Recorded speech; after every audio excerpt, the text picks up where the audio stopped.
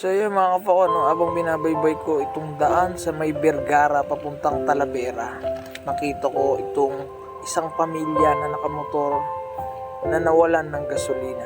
Kaya't binalikan ko sila, binilihan ko sila ng gasolina at binigyan natin sila ng pangkain kasama ang kanilang mga anak at apo.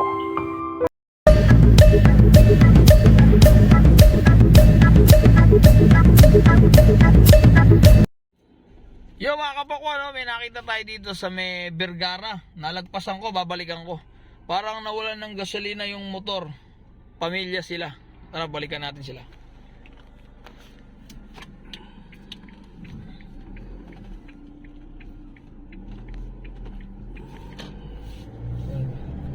Ayun sila, oh.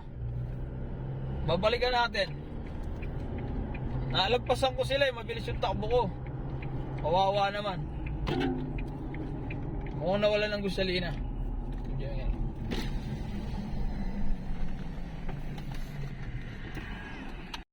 At ayun mga idol kapako, no, tinanong ko sila kung anong nangyari. Nawalan daw sila ng gasolina. Tapos sa Cabiao pa daw sila uuwi. Ang layo ng Cabiao dito sa Vergara. Kaya pinili ko sila ng gasolina at binigyan ko sila ng pangkain dahil yung mga bata daw ay nagugutom na dahil wala silang pera.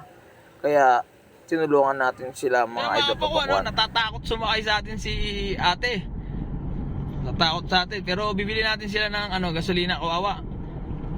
Saan daw sila uwi pare? Cabiao pa sila uwi. Kasama yung mga anak, ang dami nila. Yan, bibili tayo ng gasolina rito. Bibili na natin sila ng gasolina para makauwi sila. Lalambir. Mangingin gasolina sa mga dumadaan wala namang iinto rito Yung bibili tayong gasolina. Mga kapako, no? Bibili natin sila ng gasolina rito sa Jacobs.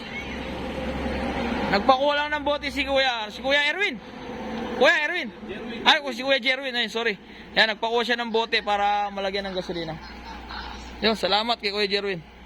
Yo mga idol kapako, ito, bibili na natin silang gasolina. Yo mga kapako, yan yung gasolina ni Nanay Anita. Nabila na natin, makakauwi na sila. Kumain na ba kayo?